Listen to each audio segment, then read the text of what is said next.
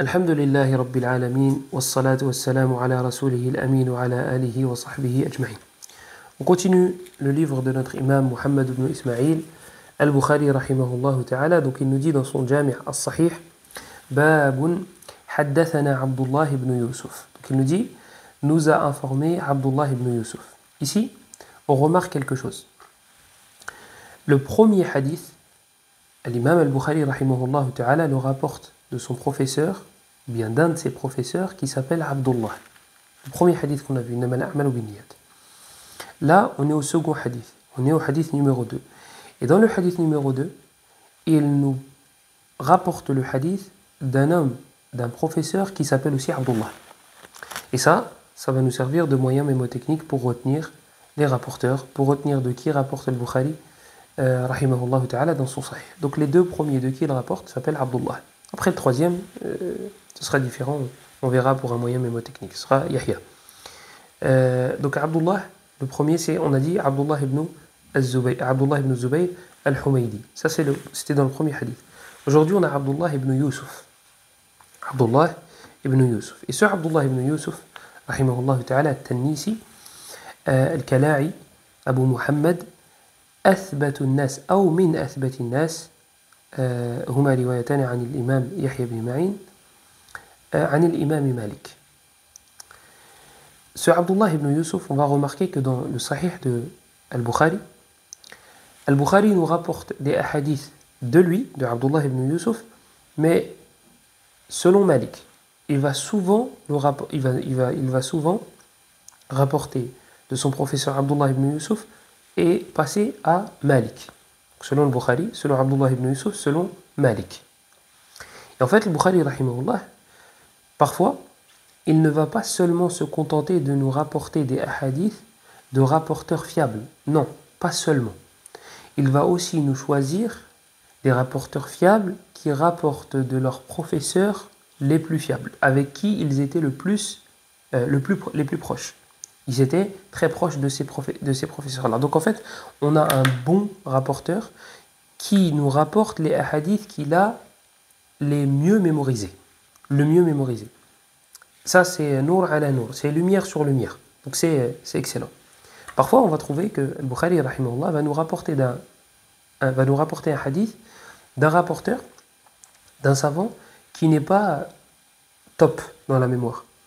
Mais il va faire attention au professeur de qui il rapporte, du professeur de qui il rapporte. Donc, le savant en question a un 15 sur 20, mais il rapporte ce hadith-là d'un cheikh à lui, de qui il était très proche.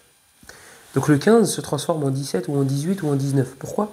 Parce que même si ce rapporteur-là a une moyenne de 15 sur 20, comme il est resté 20 ans avec tel professeur, eh bien là, il va être encore plus fiable que d'habitude. Moyenne générale 15, mais quand il rapporte de ce professeur avec qui il est resté extrêmement longtemps, il passe à un 19. Il passe à 19 ou à 20 ou à 17,5 ou à 18,5. Oui, mais c'est approximatif, c'est pour vous donner une image. Donc là, dans ce hadith-là, on a non seulement un très bon rapporteur, Abdullah ibn Yusuf, mais qui nous rapporte d'un professeur de qui il était très proche. Comme je vous ai dit au début, c'est nour ala nour, c'est lumière sur lumière. Taïb. Ça va donner encore plus de quwwah à la sihha, ça va donner encore plus de force à l'authenticité du hadith. Donc Abdullah ibn Yusuf al-Tinnisi, rahimahullah ta'ala, al-Kala'i Abu Muhammad, athbatu an-nasi fi al-Muwatta. Il fait partie des personnes les plus fiables qui ont rapporté le Muwatta de l'imam Malik. Parfois, dans certaines versions, Yahya ibn Ma'in va vous dire que c'est le plus fiable. وفي رواية أخرى يقول أثبت الناس في الموطأ عبد الله بن مسلمة القعنبي وعبد الله بن يوسف التنيسي بعده. Et dans d'autres versions, il va vous dire, Yahya ibn Ma'in, imam al-Jarh wa al-Ta'dil, un des amis très proches de l'imam Ahmed ibn Hanbal, imam Ahl al-Sunnah. Dans d'autres versions, il va vous dire, la personne la plus fiable qui rapporte de Malik al-Muwatta, c'est Abdullah ibn Maslamat al-Qa'nabi, et puis ensuite Abdullah ibn Yusuf al-Kala'i, celui-là, al-Tinnisi, celui-là. Là, yadour. Ça n'est en rien néfaste. Dans tous les cas, il dit qu'il est fiable. Et vous allez voir, et vous allez entendre qui a validé ce Abdullah ibn Yusuf. Est-ce qu'ils étaient tous dans le coup pour accepter les hadiths qui sont dans Sahih al-Bukhari, ou bien non, al-Bukhari a vraiment fait un travail de... Hein, et un tri. Le fait de trier. ذكروا في ترجمته أن عفوا قبل أن ننتقل إلى هذه المسألة avant de passer au deuxième point concernant sa biographie, ce Muwatta est mafqoud. D'après ce que je sais, on n'a pas cette version-là. La version du Muwatta de l'imam Malik via Abdullah ibn Yusuf, on ne l'a pas. D'après ce que je sais, on ne l'a pas.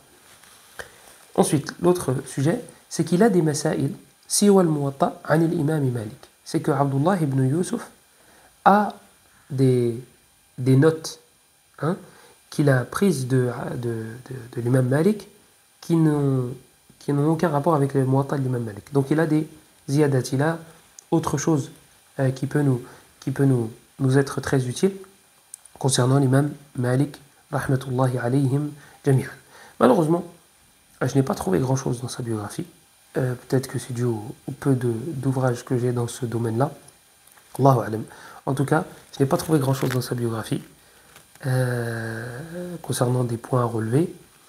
Peut-être qu'avec le temps, il y a des choses qui viendront. Parce que je suis très étonné en fouillant quelques explications du Sahih al-Bukhari. J'ai été pas agréablement surpris du coup que certains n'expliquent pas du tout ce qui est en rapport avec les rapporteurs. N'expliquent pas du tout. Donc dans les mukhtasarat, c'est normal. Dans les résumés, c'est normal de ne pas s'attarder, entre guillemets, sur les rapporteurs. Mais quand vous trouvez des mutawwalat, quand vous trouvez des ouvrages qui font plusieurs volumes, qui dépassent les 10 volumes, vous êtes parfois étonné de voir qu'ils ne font pas de commentaires sur les rapporteurs du hadith. Donc là, Abdullah ibn Yusuf, malheureusement, je n'ai pas trouvé grand-chose le concernant. وثقه البخاري طبعا ووثقه كذلك أبو حاتم وابن حبان والذهبي وابن حجر والعجلي رحمة الله عليهم جميعا وغيرهم a validé, a rendu fiable ce rapporteur-là, Al-Bukhari, طبعا, il rapporte de lui Al-Bukhari, Abu Hatim, Al-Razi, rahmatullahi alayhi, Ibn Hibban, Al-Dhahabi, Ibn Hajar et Al-Ajli. Tous ces savants-là du hadith l'ont validé en tant que rapporteur fiable. Et dans le Kutub, Sita, vous allez trouver que rapporte de lui Abu Daoud, rapporte de lui At-Tirmidhi, rapporte de lui An-Nasa'i, rahmatullahi alayhim jami'an. Et il est décédé à l'Asah en 218. L'imam al-Bukhari nous dit حدثنا عبد الله بن يوسف قال أخبرنا مالك. Il nous dit, il nous a informé Malik. Malik ibn Anas, on est obligé de s'attarder sur sa biographie et de relever quelques points. Bien sûr, on a dit qu'on n'allait pas faire la biographie en détail et qu'on allait consacrer d'autres cours pour cela, qu'on allait continuer du moins. Mais Malik, rahimahullah, c'est lui qui va nous prendre le reste du temps d'aujourd'hui, Inch'Allah ta'ala. Et Malik, on reparlera de lui dans le Sahih. On reparlera de cet imam-là, on relèvera d'autres points. Inch'Allah ta'ala, j'essaierai de faire l'effort de ne pas reciter, de ne pas m'attarder sur les points que j'aurais déjà relevés, si ce n'est pour réviser. Donc je passerai rapidement sur quelques points qu'on aura déjà vus. Mais sinon, Inch'Allah ta'ala, je ramènerai d'autres fawaïd concernant sa biographie. Donc Malik ibn Anas, c'est Malik ibn Anas ibn Malik ibn Abi Amir al-Asbahi, rahimahullah ta'ala, al-Himyari al-Madani, Abu Abdillah. Cet imam que tout le monde connaît, walillahi alhamd. Malik ibn Anas, parmi les rara'ib et les nawadir qu'on trouve dans sa biographie, on raconte أن أم مالك حملت بمالك 3 سنين وقيل سنتين وقيل حملت به سنتين. On rapporte dans sa biographie, et ça c'est parmi les choses, je ne sais pas comment, exceptionnelles, je ne peux pas dire extraordinaires, mais des choses assez étonnantes qu'on rapporte dans sa biographie, mais qui n'ont pas de chaîne de transmission, d'après ce que je sais. D'après ce qui est tombé entre mes mains, Ça n'a pas de chaîne de transmission authentique. Mais c'est des choses qu'on rapporte comme ça. Comme quoi sa mère aurait été enceinte de lui pendant 3 ans. Dans une autre version, 2 ans. Et ça, c'est Al-Waqidi, rahimahullah ta'ala, qui le dit. Et Ashab al-Siyar, ils l'ont rapporté. Siyar A'lam al-Nubala, vous le trouvez dans le Dhahabi, et vous le trouvez dans d'autres ouvrages. Et vous trouvez que son cheikh aussi, il a été rapporté, Muhammad ibn Ajlan, rahimahullah ta'ala, Malik rapporte de lui, donc c'est un de ses professeurs, et c'est un des rapporteurs de Bukhari et Muslim. Muhammad ibn Ajlan, sa mère aurait été enceinte de lui pendant plus de 2 ans. Je ne me souviens plus exactement combien de temps. La kulli hal, c'est des choses qu'on raconte. Ce n'est pas des choses qui ont des chaînes de transmission, d'après ce qu'on sait. Donc il n'y a pas besoin de se prendre la tête. Non, c'est impossible. Qu'est-ce que vous racontez, etc., etc. Allahu a'lamu bi sihhati dhalika kullih. طيب. Le résumé de ce personnage-là, de cette sommité. قال ابن حجر رحمه الله تعالى هو الفقيه إمام دار الهجرة رأس المتقنين وكبير المتثبتين عفوا نعم حتى قال البخاري أصح الأسانيد مالك عن نافع عن عبد الله بن عمر مالك عن نافع عن ابن عمر. Qu'est-ce qu'il te dit Ibn Hajar rahimahullah ta'ala le concernant? Il te dit al-faqih, le juriste, imam dar al-hijra, c'est l'imam de Médine. Et l'imam, c'est pas celui qui salli bin nas, c'est pas seulement celui qui dirige la prière durant Dhuhr, l'Asr, le Maghrib. Non, l'imam, c'est un savant dans plusieurs matières. Mais savant à cette époque-là, pas savant à notre époque. C'est pas le même niveau. قال رأس المتقنين, c'est la tête de ceux qui maîtrisent l'ilm, qui maîtrisent la science. وكبير المتثبتين حتى قال البخاري, à un point où le Bukhari rahimahullah ta'ala a dit que la chaîne de transmission la plus authentique, tu ne peux pas faire mieux. Dans l'authenticité, tu ne peux pas faire mieux. Malik, selon Nafi', selon Ibn Umar. Donc, ça, c'est une mas'ala khilafiyya entre les muhaddithun. Quelle est la chaîne de transmission la plus authentique? Le Bukhari, rahimahullah ta'ala, yurajjihu hada. Le Bukhari, il voit que la chaîne de transmission la plus authentique, c'est le Bukhari, selon Nafi', selon Ibn Umar. On va voir que l'imam Ahmed n'est pas du même avis. Ishaq ibn Rahaway. Muhim. On va voir ça, incha'Allah ta'ala, en détail. Plus tard. Pas maintenant. Donc Ibn Hajar, rahimahullah ta'ala, voilà ce qu'il te dit concernant cet homme-là. وقد زكاه النبي صلى الله عليه وسلم ونسيت أن أذكر الحديث كنت أريد أن أقدم بتزكية النبي صلى الله عليه وسلم. Je voulais mettre en avant en premier la tazkiya, l'éloge du prophète sallallahu alayhi wa sallam concernant l'imam Malik. Ce hadith-là que je vais vous citer, c'est un hadith qui a été interprété. Certains ont dit que c'était l'imam Malik, d'autres ont dit que ce n'était pas l'imam Malik qui était concerné, mais la majorité voit que c'est bien Malik, rahimahullah, et parmi eux, il me semble, Ali ibn al-Madini, et il me semble que Sufyan ibn Uyayna, rahimahullah, est revenu sur son avis, et qu'il a fini par dire que c'était l'imam Malik. Allahu a'lam. Allahu a'lam. Est-ce que Sufyan ibn Uyayna et Ali ibn al-Madini ont bien dit cela? Ce n'est pas des choses que j'ai pris la peine de vérifier. Ala kulli hal. Ce qui revient le plus, en tout cas, c'est que c'est l'imam Malik qui était voulu par ce hadith, الذي رواه الإمام أحمد في مسنده والترمذي في سننه من حديث سفيان بن عيينة عن ابن جريج عن أبي الزبير عن أبي صالح عن أبي هريرة عن النبي صلى الله عليه وسلم أنه قال يوشك أن يضرب الناس أكباد الإبل يطلبون العلم فلا يجدون أحدا وفي رواية فلا يجدون عالما أعلم من عالم المدينة. Ce hadith-là, le prophète sallallahu alayhi wa sallam nous dit quoi dans celui-ci? Il nous fait comprendre qu'un jour, il y aura des gens qui vont passer de pays en pays pour étudier la science. Et ils ne trouveront pas de personne plus savant que le savant de Médine. Et ça fait référence à l'imam Malik, rahimahullahu ta'ala, selon, il me semble, la majorité des savants. وقد أعل هذا الخبر بعنعنة ابن جريج وبعنعنة أبي الزبير وبالوقف على أبي هريرة. وليس هذا المقام مقام بسط، فلعلنا نؤجل هذا لعلنا نؤجل الكلام حول صحة الحديث من عدمه إلى وقت آخر إن شاء الله تعالى. طيب. Et il était, rahimahullah ta'ala, il faisait partie des personnes qui immensifiaient la science. كان معظما للعلم طلابة له. Il faisait partie des gens qui immensifiaient la science et qui couraient après celle-ci, qui l'étudiaient beaucoup, qui l'étudiaient énormément.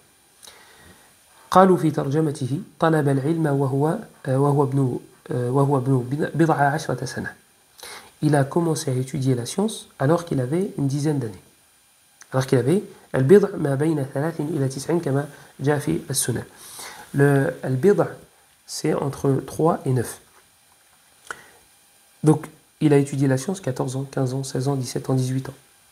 طيب, le Coran on n'en parle même pas. Le Coran c'était adi, c'était normal de l'apprendre. C'était normal de l'apprendre.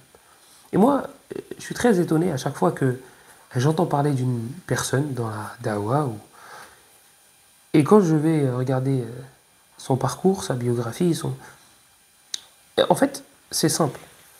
Faites copier-coller avec nos ulama. Nos ulama contemporains, nos ulama parmi les anciens, parmi les salafs, Regardez ce qui saute aux yeux en premier.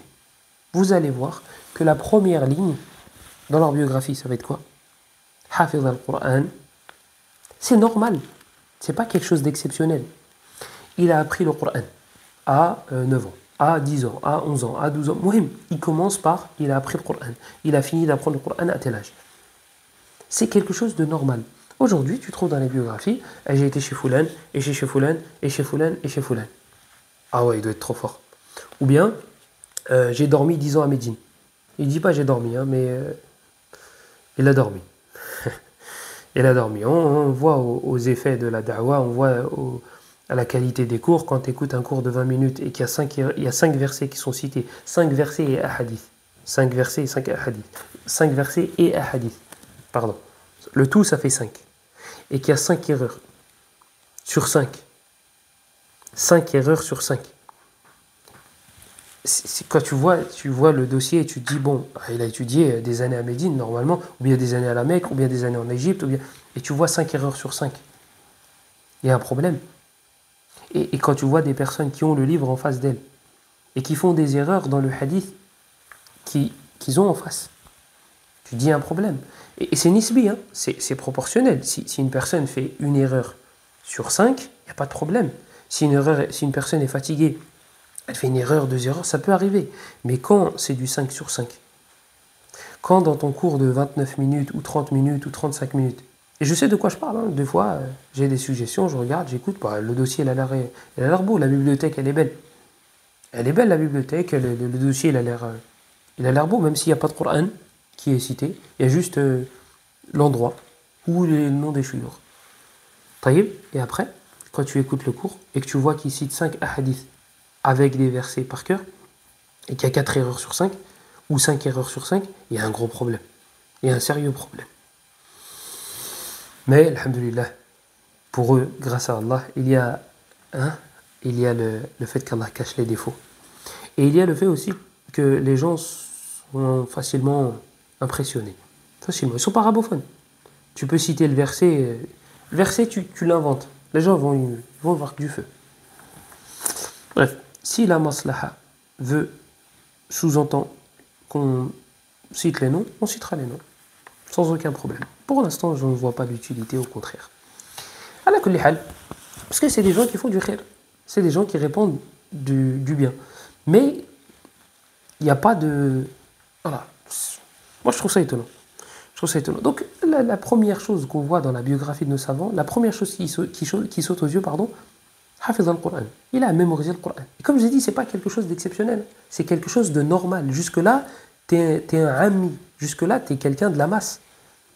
Tu as appris le Qur'an, ça ne fait pas de toi un étudiant en sciences. Ça fait de toi quelqu'un qui a un bon début. Et ça a toujours été comme ça.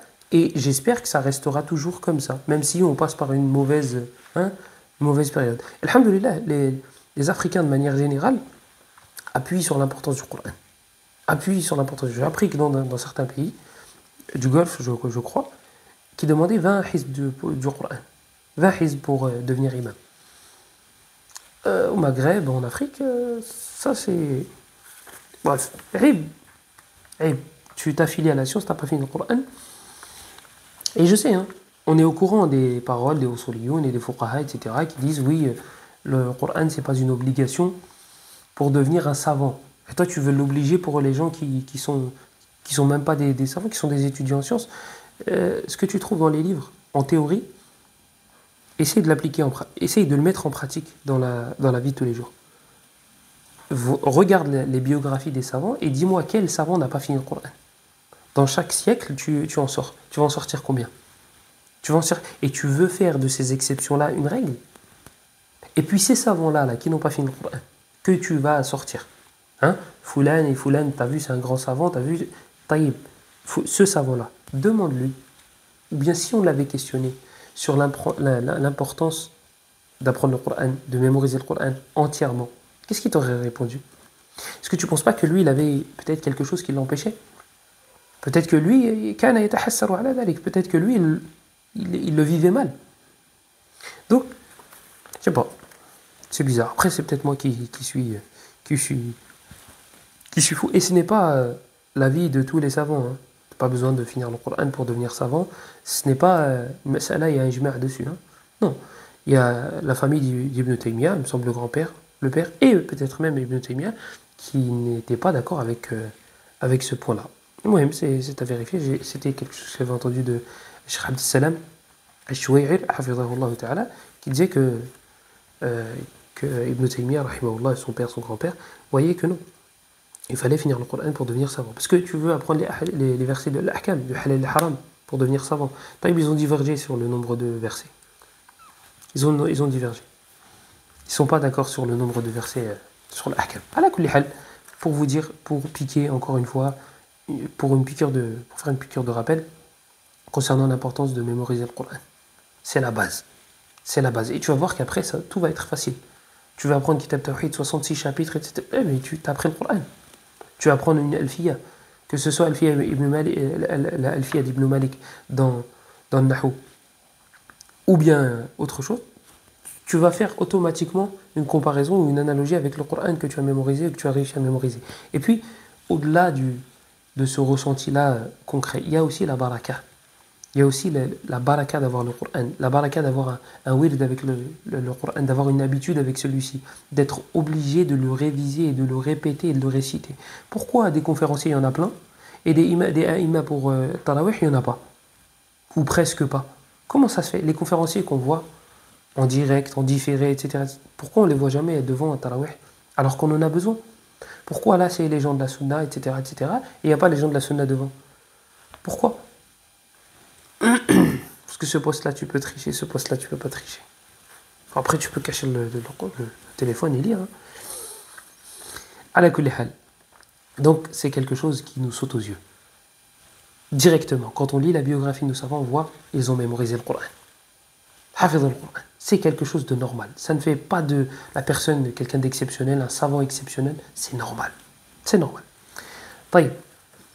Donc, il a demandé la science, il avait une dizaine d'années. Et il était digne de donner le fatwa. Fatwa que seuls les savants peuvent donner. Et il s'est assis pour faire profiter les gens. À une époque où les savants étaient très répandus. À l'époque où il y avait beaucoup de savants. Il n'avait que 21 ans à ce moment-là. Il n'avait à ce moment-là que 21 ans. Je faisais fatwa. Il donnait des cours et il avait 21 ans. Rahimahullah ta'ala. De là, vous comprenez que l'histoire des jeunes, les jeunes, c'est un des signes de la fin des temps, c'est une des fitanes de la fin des temps, le fait que les gens demandent la science auprès des jeunes, ce qui est voulu par le mot jeune, dans le petit, dans le athar, c'est venu petit. Parmi les fitanes de la fin des temps, c'est qu'on demande la science auprès des petits. Petits, c'est les gens de l'innovation. C'était une parole de Abdullah ibn Mubarak, rahimahullah ta'ala, mais l'interprétation est la suivante. C'est que les petits pardon, sont les ignorants, les petits sont des ignorants, mais ce sont les gens de l'innovation qui sont voulus, parce qu'ils sont petits. Ils sont petits. Ils resteront petits même s'ils ont 70 ans. Donc là, on voit bien que ce qui est voulu, ce n'est pas l'âge. Ce qui est voulu, ce n'est pas forcément l'âge. Les savants qui ont donné le fatwa très jeunes, qui donnaient des cours très jeunes, il y en avait eu. Il y en a, il y en aura. Sufyan ibn Uyayna, dont on parlera, Inch'Allah, on va citer une histoire qui est en rapport avec lui. Il était très jeune lorsqu'il a commencé à donner des cours. Shafi'i était très jeune aussi lorsqu'il a commencé à donner des cours. Ibn Taymiyyah et d'autres. طيب وله 21 سنة وحدث عنه جماعة وهو شاب طري. Et il a un nombre de gens assez important a appris la science de lui. A rapporté la science de lui, a rapporté le hadith de lui, alors qu'il n'était qu'un jeune homme, rahimahullah ta'ala, rahmatan wasi'a. Et je vous ai dit qu'en parallèle, en plus d'aimer la science, de maîtriser la science, il l'immensifiait. Et il y a un talazum entre ces deux éléments-là. Il y a un point commun. C'est que celui qui va immensifier la science, il va être assidu à l'apprendre, à la mémoriser, etc., etc., à la réviser. Et ça, c'est une des règles que vous voyez même chez les koufars.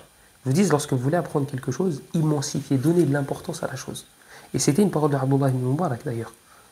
كيف تحفظ الحديث قال إنما إذا اشتهيت الحديث حفظته. Il dit, on lui a posé la question, comment tu fais pour apprendre le hadith? Il dit, lorsque je désire le hadith, lorsque je le désire de manière ardente, je l'apprends, je le mémorise. Quand tu veux quelque chose. Et quand tu t'en fiches de quelque chose, ton cerveau, il trie automatiquement. Je m'en fiche. Pas utile. Le cerveau fait le tri automatiquement. Donc il y a un talaz au baynahuma. Il y a un point commun. Et c'est pour cela que le Cheikh Salih al-Usaymi, hafidhahullah ta'ala, a écrit son livre Ta'zim al-Ilm, le fait d'immensifier la science, et il a cité 20 points pour immensifier celle-ci. Avant de citer comment il immensifiait la science et comment il respectait celle-ci, on va continuer à citer quelques récits le concernant sa science à lui.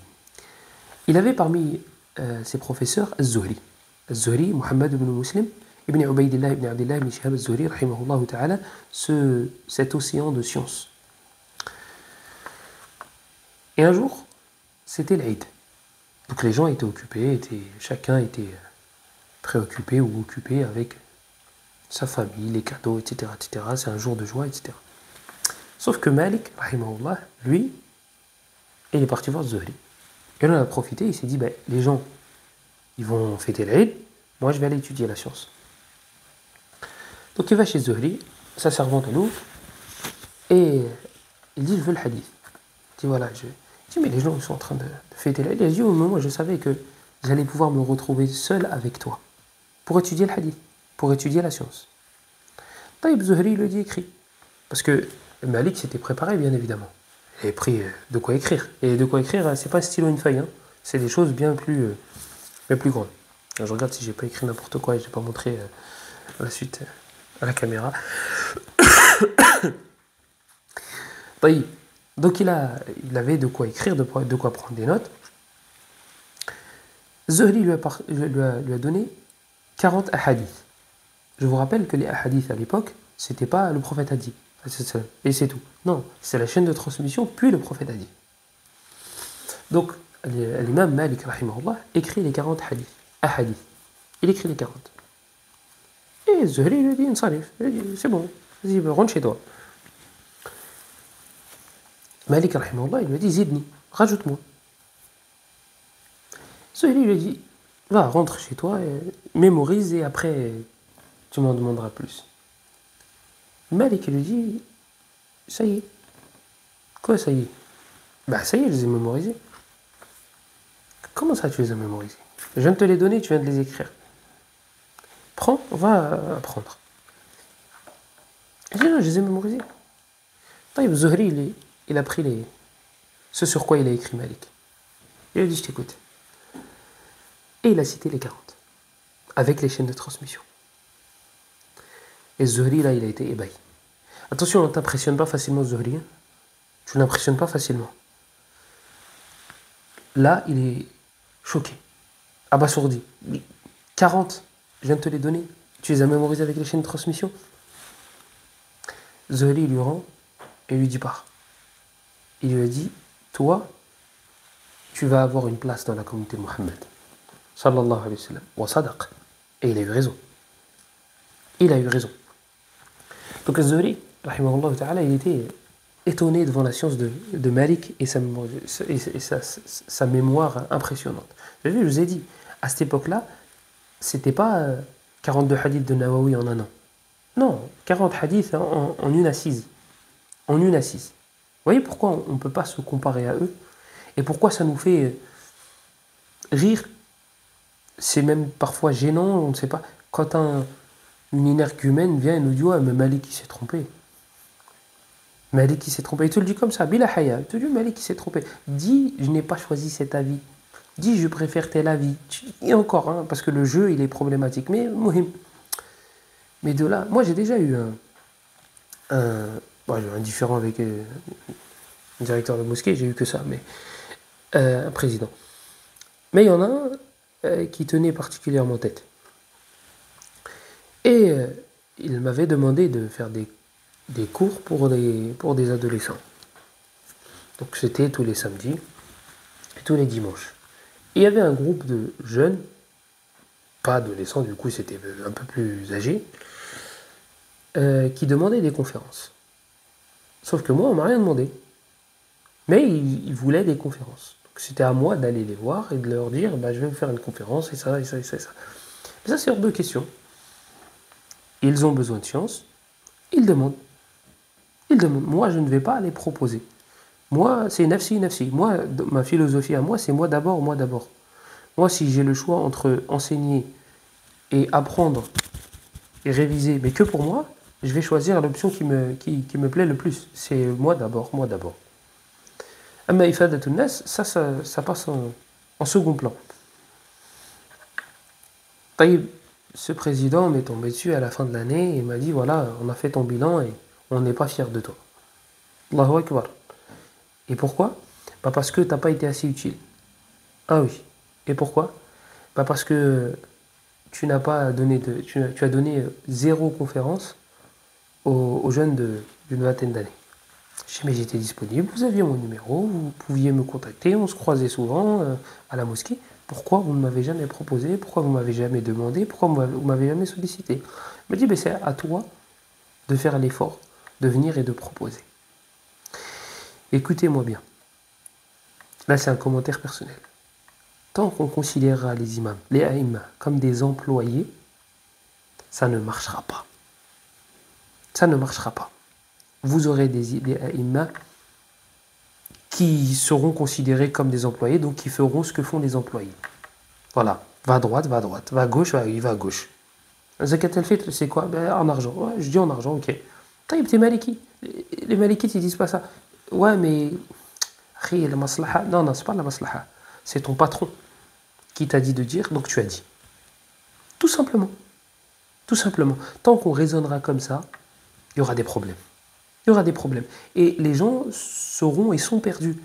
L'imam celui de l'année dernière nous a dit Zakat al-Fitr, c'est comme ça. Et un autre, celui-là, maintenant, il nous dit c'est comme ça. Oui, parce que celui-là, il a écouté, il a refusé de faire l'esclave, il a refusé de faire l'employé, et celui-là, il a accepté. Mais les gens ne savent pas faire la différence. Tu les endors avec des belles paroles. Comme le prophète a dit, alayhi salam. Dans l'éloquence, il y a une forme de sorcellerie. Tu peux endormir les gens facilement. Oui, maslaha, oui, mafsada, oui, ça, oui, ça, oui, ça. Il n'y a pas de maslaha, il n'y a pas de mafsada.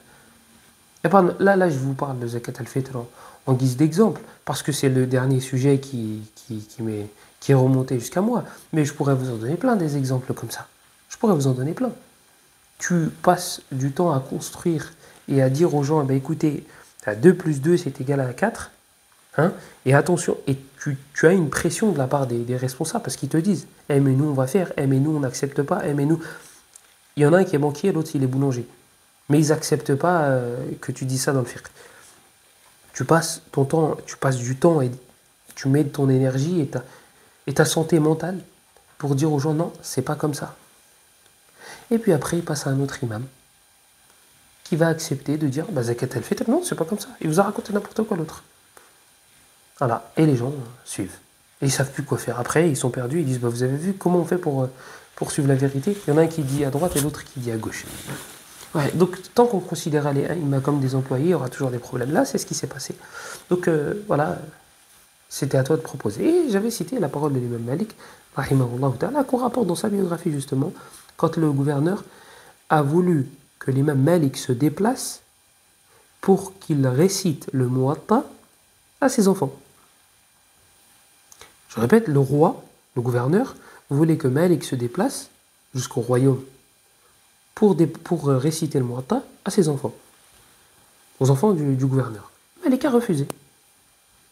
Et il a sorti justement cette fameuse phrase qu'on rapporte souvent de lui dans les biographies. Al-ilmu yu'ta wa la ya'ti.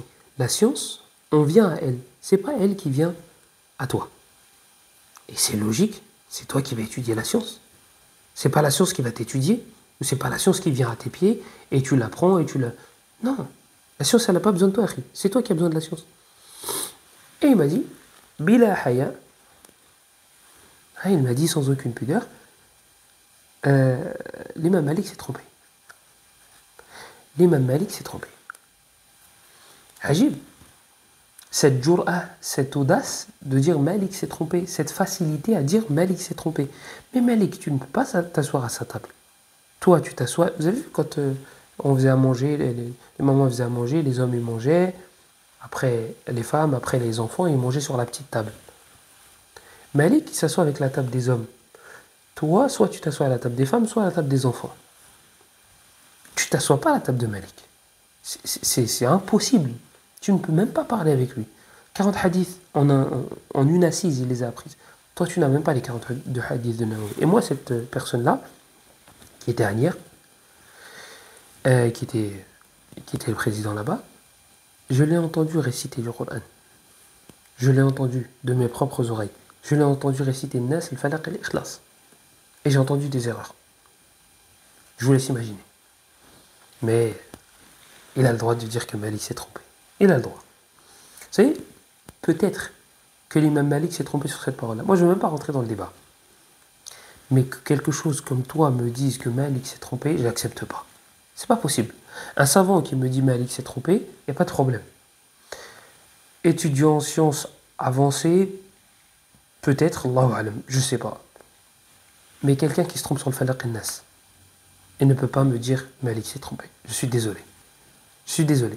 Je vais mal penser de cette personne-là. Je vais me dire, elle dit que Malik s'est trompé alors qu'elle ne sait pas faire la différence entre la vérité, le vrai du faux. Donc je vais me dire, elle a fait ça par passion. Et fi'lan, comme c'est le cas pour cette personne-là, hein, qui est capable de mentir pour essayer de gâcher la réputation des gens, fi'lan, c'est ce vers quoi on va aller. Je ne vais pas m'attarder sur les présidents des mosquées. Peut-être que je le ferai un jour. Mais là, j'ai pas. Là, c'est parce que c'était l'imam Malik qui a été cité. Et j'avais une anecdote en rapport avec ça. Mais sinon, ils n'en valent pas la peine. Ils n'en valent pas la peine. Presque aucun. Et ça, il faut pas. Et j'en parle souvent avec des frères. Il faut pas il faut que ce soit constructif. Lorsqu'on parle de ce genre de problème, il faut du coup trouver des solutions. Il faut que les étudiants en sciences s'imposent. Il faut que des jeunes prennent la place. Hein, ou bien des personnes âgées compétentes. Amma une personne qui tire la fibre, ou bien qui est dans l'informatique, qui dirige les aïma, c'est hors de question. Qui dit ça tu dis c'est halal, ça tu dis c'est haram. Ça c'est waqi'a, c'est vraiment des choses qu'on vit. Hein. Enfin, qu'on vivait, nous, que je vivais, pas que je vis. C'était une pression, c'était tu dis ça, tu dis non. Ah ouais, mais non, tu vas le dire. Bah non, je le dis pas. Ok, bah... Et après le bas, c'est fin de contrat. C'est étonnant de la part de personnes qui te posent des questions sur les ablutions. Parce que ces mêmes personnes-là te posent des questions sur les ablutions. Ala kulli hal. Du coup, l'imam Malik, rahimahullah ta'ala, respectait énormément la science et ceux qui l'apportaient. Et il me semble que c'était une histoire avec Salim aussi qui était similaire. Lorsqu'il a vu que, lorsqu'il voulait étudier chez Salim, et qu'il a donné quelque chose, je ne sais plus si c'était de l'argent ou quelque chose à manger, à une personne, et qu'il lui a dit, si quelqu'un demande Salim, dis-lui qu'il est occupé. Dis-lui qu'il n'est pas disponible. Et tiens, moi je te donne ça. Il lui a donné quelque chose, et il est resté seul avec Salim pour lui poser des questions et prendre la science de lui de manière isolée, tout seul. Parce que un professeur qui donne des informations à 20 personnes, c'est pas comme quand il en donne à 10. Et quand il en donne à 10, et c'est pas comme quand il en donne à 5, etc., etc. Plus tu es proche du professeur, plus tu te retrouves seul à seul ou bien tête à tête avec lui, plus tu pourras en profiter. Et parmi les choses qui prouvent qu'il émancifiait la science, rahimahullah ta'ala, c'est cette histoire qu'on trouve dans les livres, dans certains livres de biographie, lorsqu'il marchait avec Sufyan ibn Uyayna. Sufyan ibn Uyayna qui est l'imam de la Mecque, qui est l'imam de Mecca, qui est une référence, qui est un grand savant. Et Sufyan ibn Uyayna a parlé d'un hadith ou a questionné Malik concernant un hadith, alors qu'ils étaient en train de marcher. Malik l'a regardé et lui a dit, tu parles du prophète alors que tu es debout. Il dit, je te respectais, il dit, j'avais du respect envers toi. Il lui a dit, Wallahi, à partir d'aujourd'hui, je ne t'adresserai plus la parole. Malik dit à Sufyan ibn Uyayna, je ne t'adresserai plus la parole, pourquoi? Parce que tu as cité le prophète alors que tu étais debout. Tellement il émancifiait le prophète, sallallahu alayhi wa sallam, et sa parole. Et un jour, un homme a demandé à l'imam Malik, il a dit, j'ai une question à te poser, mais t'inquiète, hein, comme on dirait nous, t'inquiète, c'est rapide, c'est vite fait. Hein. Hiya mas'alatun khafifa. C'est une question légère. C'est rien, c'est un petit sujet. Sauf que ça concerne la religion. Et Malik lui a dit, il n'y a pas de sujet léger dans la religion.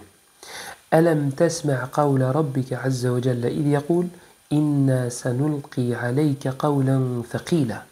N'as-tu pas entendu la parole d'Allah lorsqu'il dit, nous allons certes te révéler une parole lourde. Inna sanulqi alayka qawlan thaqila.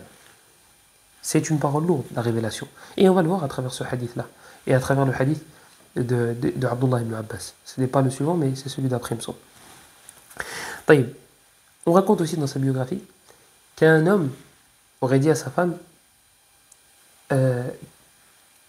qu'une femme aurait dit à son époux, subhanallah, qu'une femme aurait dit à son époux, Naam, j'ai peur de faire des couples de, soit deux hommes, soit deux femmes. Donc une femme aurait dit à son époux, il y a sa fille, espèce d'imbécile.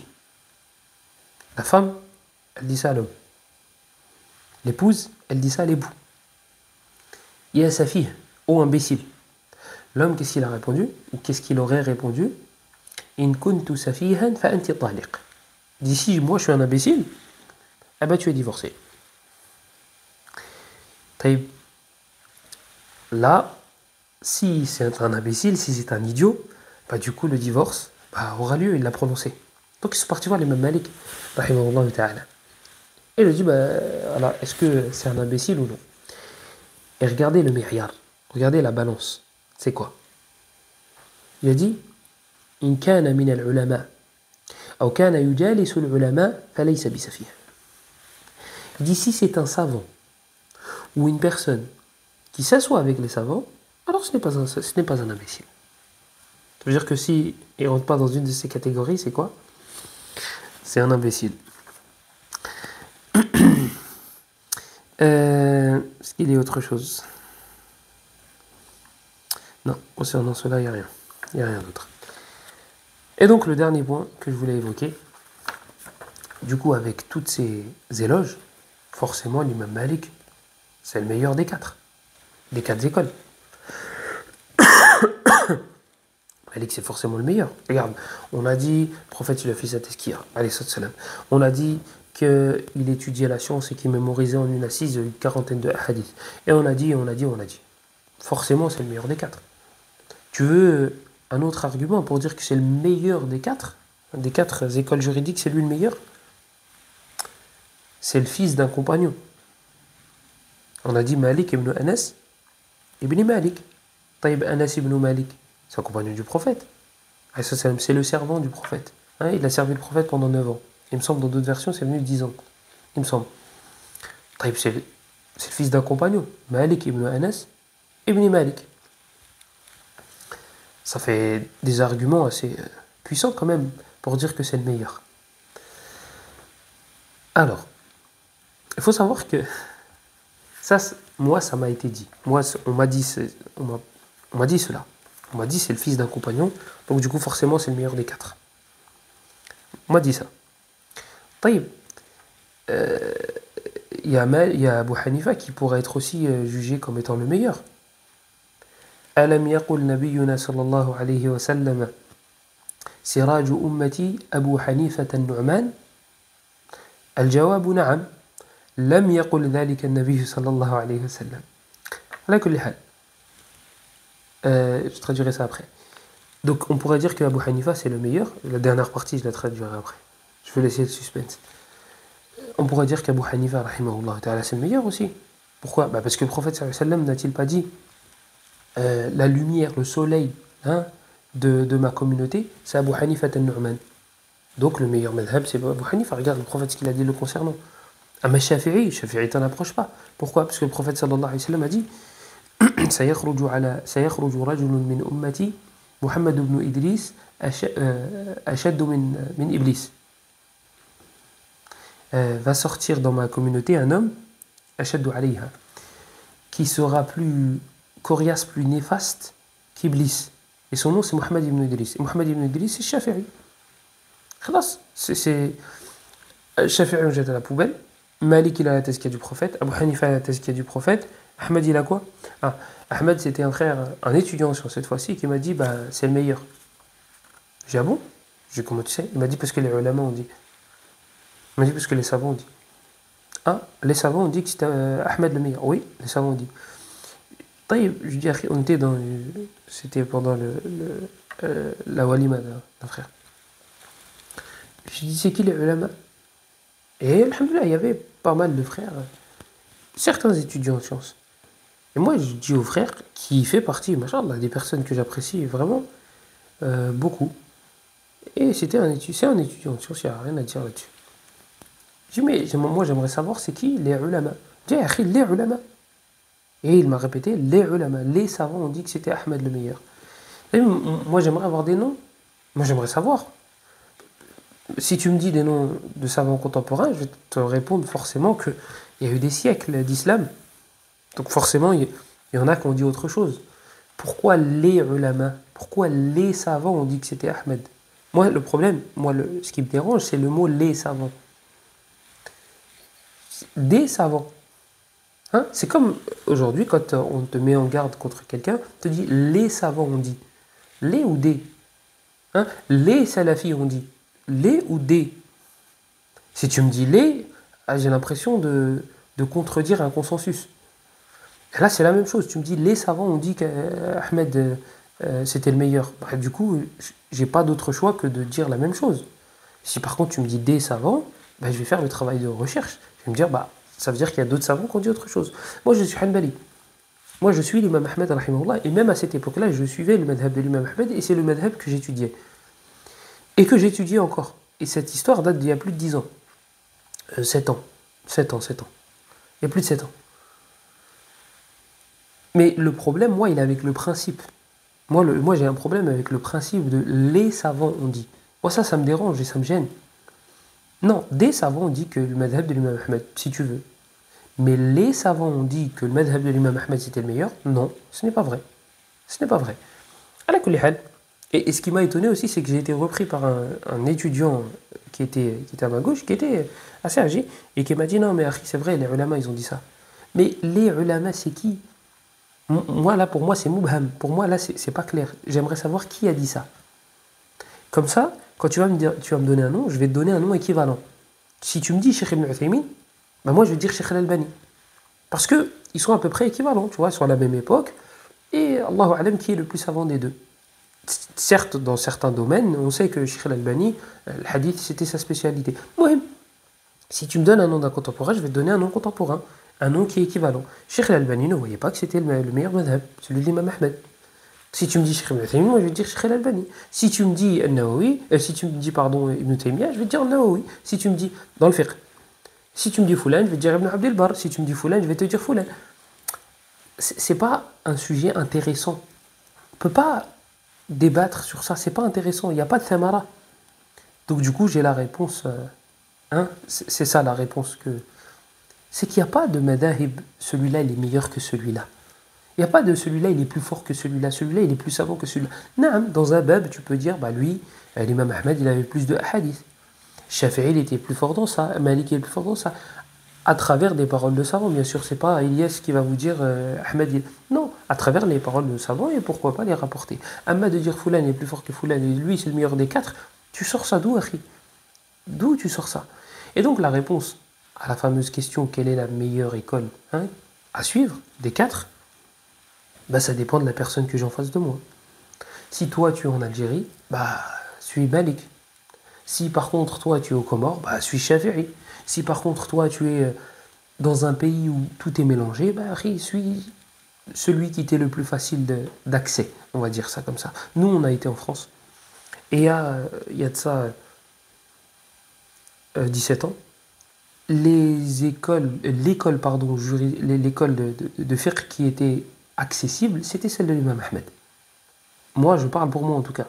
Les livres qui étaient accessibles en arabe, dans la ville dans laquelle j'étais, les professeurs que j'avais, c'était celui de l'imam Ahmed.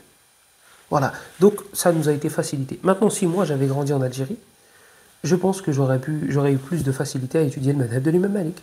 Tout simplement. Donc ça va dépendre de la personne qui est en face. Mais cherche pas à savoir qui est meilleur, qui est plus fort, qui. T'es pas sur un terrain de boxe, t'es pas sur un ring, c'est pas des savants qui vont se clasher, je ne sais quoi d'autre. Non, tu as besoin d'un madhab pour te construire. Pas pour le suivre de A à Z. Tu as besoin d'un madhab pour te construire. Construis-toi ou construis ton fiqh avec un des quatre. Avec un des quatre. Oui, lui, il a une particularité. Lui, il se démarque. Oui, le deuxième aussi se démarque sur un autre truc. C'est vrai. Mais de là à dire plus fort et je sais pas quoi, là. Et ça, c'était une question que j'ai eue récemment d'un frère, Jazakallahu khairan, qui m'a dit est-ce que Ibn Baz est plus fort que Cheikh Al-Albani dans le hadith? Il va se reconnaître, celui qui m'a posé cette question. C'est très récent. Est-ce que Cheikh Ibn Baz est plus fort que Cheikh Al-Albani? Dis-moi, je vais reformuler la question pour formuler ma réponse. Dire quel est le savant que tu préfères le plus dans le hadith? Ma réponse, je préfère Cheikh Ibn Baz que Cheikh Al-Albani dans le hadith. Mais le plus fort, le plus talentueux, le plus compétent, c'est pas moi qui peux te répondre à ça. Demande à Cheikh Abdelkarim Al-Khudayr, peut-être qu'il pourra te répondre. Demande à Cheikh des ulama qui connaissent le hadith. Abdel Muhsin al-Zamil, Abdel Muhsin al-Abbad. Peut-être qu'eux vont te dire, bah, moi j'ai plus d'estime envers Cheikh Al-Albani que Cheikh Ibn Baz dans le hadith. Peut-être qu'ils vont te dire que je préfère Cheikh Mouqbil ou Cheikh Al-Muallimi. Al-Muhim. Eux peut-être qu'ils vont pouvoir te dire qui est le plus fort des deux, ou le plus fort des trois, ou le plus fort des quatre. Moi, je vais te dire celui que j'aime le plus des deux. Moi, je préfère Cheikh Ibn Baz dans le hadith que Cheikh Al-Albani. C'est tout ce que je peux te donner comme information. Mais le plus fort des deux, le plus compétent des deux, je ne peux pas. Je ne peux pas, j'ai pas les épaules pour ça. Il faudrait que je m'approche de leur niveau pour savoir, cette montagne-là est plus grande que celle-là. Actuellement, malheureusement, je ne vois pas assez clair. طيب, et Ibn Muflih في الفروع, il a rapporté, rahimahullah ta'ala, il a cité que si il y a une personne qui sort et qui dit ce madhab-là, il choisit une école, il dit ce madhab-là est sur la vérité absolue, et les trois autres ou les autres madhahib sont sur l'égarement, celui-là yustatab, celui-là on lui demande de se repentir. Wa illa yu'addab. Wa illa, s'il ne se repent pas de cette parole-là, eh bien il faut le remettre sur les rails. Soit avec le bâton, soit avec la prison, soit avec... Donc, ce n'est pas des choses à faire, surtout pour des étudiants en sciences ou des personnes qui s'affilient à la science. Autre chose, est-ce qu'il est obligatoire de suivre une école? Ça, c'est une question à laquelle nous avons déjà répondu. Et l'autre point, c'est est-ce que cela contredit le fait de suivre le dalil? On entend souvent le dalil ou bien le hadith. le hadith, ou bien le madhab, ou bien la preuve. Alors, il faut savoir que les madahib suivent les preuves. Les madahib, les écoles, suivent les preuves. Et prétendre que les écoles ne suivent pas les preuves, Abu Hanifa, Malik, Shafi'i, etc., c'est les traités de pervers. Ça veut dire qu'ils ont répondu à des questions halal, haram, comme ça, sans dalil, sans preuve. C'est grave. C'est grave. Mais ils vont diverger sur l'interprétation du hadith, du dalil. Pourquoi je dis le hadith? Du dalil. Ils vont diverger sur l'interprétation de la preuve. Ils ont une preuve entre les mains. Shafi'i là, Abu Hanifa là, Malik là. D'accord? Abu Hanifa, Malik, Shafi'i et Ahmed. Ils ont la preuve. Ils ont la même preuve entre les mains là. Cette preuve-là, il y en a, il va te dire, moi, j'en déduis que la réponse est rouge. L'autre, il va te dire bleu, l'autre, il va te dire jaune, l'autre, il va te dire noir. Ils ont des usul, ils ont des bases pour comprendre les textes. Ils ont des fondements. Donc, le texte, c'est le même, mais la compréhension n'est pas la même. Ça, c'est dans la majeure partie du temps. Donc, qu'est-ce que ça veut dire, je suis la preuve, dans ce genre de situation? Qu'est-ce que ça veut dire, concrètement, je suis la preuve? Lui, il l'a suivi, lui, il l'a suivi, lui, il l'a suivi, lui, il l'a suivi. Il diverge sur l'interprétation de la preuve. Ça, c'est quand il y a une preuve à l'appui. Maintenant, oui, ça peut arriver qu'un madhab, la preuve ne lui est pas parvenue. Mais Abu Hanifa, le hadith ne lui est pas parvenu, parce qu'il n'avait pas autant de hadiths que les trois autres. Oui, c'est possible. Et peut-être que Malik, il a mis en avant un point qui est Amalu Ahli al-Madin. Mathalan, c'est des exemples. Et Ibn Taymiyyah, il a une risala là-dessus. Donc, ça veut dire quoi? Je suis les preuves. Ah, ça veut dire je suis un savant contemporain qui a trouvé une preuve que les autres savants n'ont pas trouvée. Abshir, réjouis-toi. C'est une bonne nouvelle.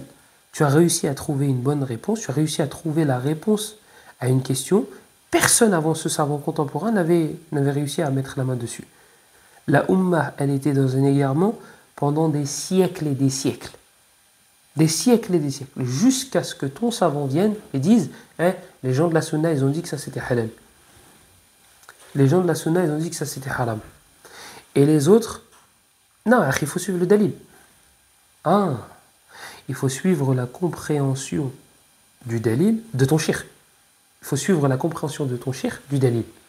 C'est ça qu'il faut faire. Parce que, moi je n'étudie pas avec un madhab, moi j'étudie la preuve directement. D'accord, tu étudies la preuve directement. Halal, haram, tu vas le tirer de ce hadith-là de la part de qui? Qui va te dire qu'on tire de ce hadith-là halal ou haram? Ton shir. Ton shir, il a suivi le dalil. Tu vas suivre le madhab de ton shir. Tu vas suivre le madhab de ton shir. Donc à la place de Shafi'i, tu vas remplacer par Ibn Uthaymin. C'est tout ce que tu auras fait. Et entre Shafi'i et Ibn Uthaymin, je suis désolé, je préfère Shafi'i. Je préfère Shafi'i. Et entre Shafi'i, et entre Ibn Uthaymin, ou là Ibn Baz, ou là Sheikh Al-Albani, ou bien Sheikh Muqbil, ou bien Sheikh Ibn Jibrin, ou là Sheikh Bakr Abu Zayd, rahmatullahi alayhim jami'an. Je préfère Ahmad ibn Hanbal, que ces grands savants que je respecte énormément. Oui, que je respecte énormément. Ibn Jibrin, Bakr Abu Zayd. Oui. N'en déplaise. Je préfère largement suivre l'avis de l'imam Ahmed. Largement. Mais je respecte ces savants-là. Et je ne dis pas que Ahmed, s'il diverge avec Ibn Uthaymin, ou Ibn Baz, ou Ibn Jibrin, ou Bakr Abu Zayd, ça veut dire que forcément l'imam Ahmed aura raison et eux auront tort. Mais quitte à choisir faire le taqlid de quelqu'un, à suivre quelqu'un aveuglément, ou à étudier les usul, les fondements de quelqu'un, je préfère étudier les usul de l'imam Ahmed, ou de Shafi'i, ou de Malik, plutôt que les savants contemporains. Mais alhamdoulilah, nos savants contemporains ne contredisent pas les anciens. Parce que si on fouille bien dans la biographie de ces savants-là que j'ai cités, on trouve que Cheikh Ibn Uthaymin était Hanbali. On trouve que Cheikh Bakr Abu Zayd était Hanbali. On trouve que Cheikh Ibn Jibrin était Hanbali, etc., etc., etc. Donc on trouve que, en fait, eux aussi avaient ces fondements-là auxquels on fait référence dans nos propos.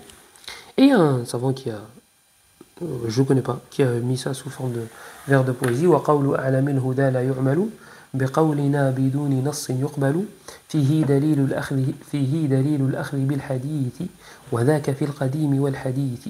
قال أبو حنيفة الإمام لا ينبغي لمن له إسلام أخذا بأقوالي حتى تعرض على الحديث والكتاب المرتضى. ومالك إمام دار الهجرة قال وقد أشار نحو الحجرة كل كلام منه ذو قبول كل كلام منه ذو قبول ومنه مردود سوى الرسول. والشافعي قال إن رأيتم قولي مخالفا لما رويتم من الحديث فاضربوا الجدار بقولي المخالف الأخبار. وأحمد قال لهم لا تكتبوا ما قلته بل أصل ذاك فاطلبوا فاسمع مقالة الهداة الأربعة واعمل بها فإن فيها منفعة لقمعها لكل ذي تعصب والمنصفون يكتفون بالنبي صلى الله عليه وسلم. والحمد لله رب العالمين.